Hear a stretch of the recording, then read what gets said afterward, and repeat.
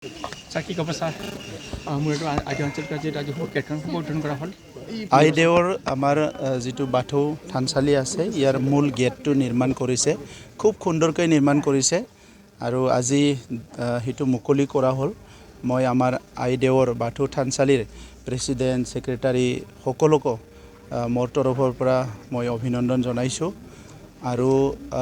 আমাৰ যিটো মূল থানচালি বুলি কয় মন্দিৰ তাত কিছুমান কাম তেখেতসকলে নিজৰ প্ৰচেষ্টাত কৰি আছে আমি আলাৰী সৰাং আঁচনিৰে প্ৰায় 1800 মন্দিৰ থানচালি এইবিলাকত 2 লাখ টকা দিয়া হৈছে কিন্তু কিছুমানত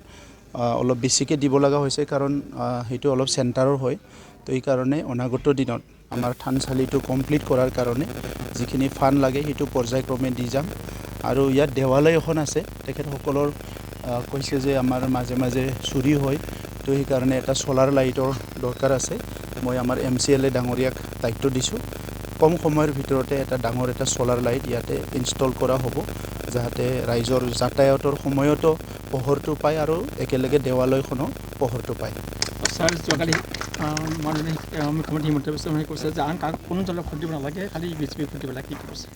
নিৰ্বাচনতো সবে কয় নিজক দিয়ক বুলি এটো ৰাইজেহে বাছনি কৰিব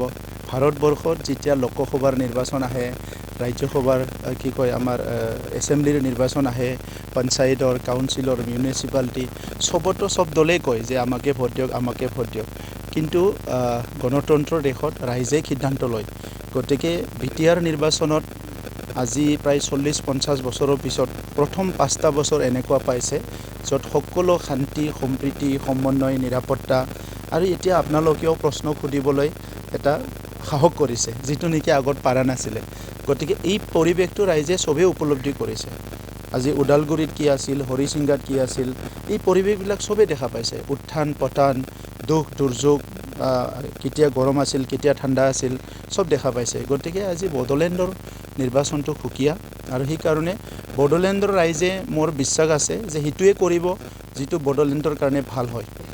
আমাৰ স্বাধীনতাৰ 78 বছৰত ৰাস্তা দলং বনাই আছে আজিলৈকে শেষ হোৱা নাই স্কুল কলেজ নিৰ্মাণ কৰি আছে শেষ হোৱা নাই কিন্তু যেটো শান্তি যোৱা 30-40 বছৰত পোৱা নাছিলে এই শান্তিটো আজি সবে ঘূৰাই পাইছে আৰু যেতিয়া শান্তি থাকে মানুহে লাখ বছৰ আগৰ পৰাই নিজৰ দুবেলা দুমুঠিটো সংগ্ৰাম কৰি খাই আহিছে আজি লাহে কৈ চৰকাৰী আঁচনি পাইছে ভাল পৰিৱেশ হলে নিজেও বিভিন্ন কাম কৰিব পাৰে যেতিয়া বন্ধ হৈ থাকে বেয়া পৰিস্থিতি থাকে দুখীয়া মানুহবিলাকৰ বহুত দিগদাৰ হয় গতিকে আজি আমি 5 বছৰত চেষ্টা কৰিছো প্ৰত্যেকটো ক্ষুদ্ৰ জনগোষ্ঠীক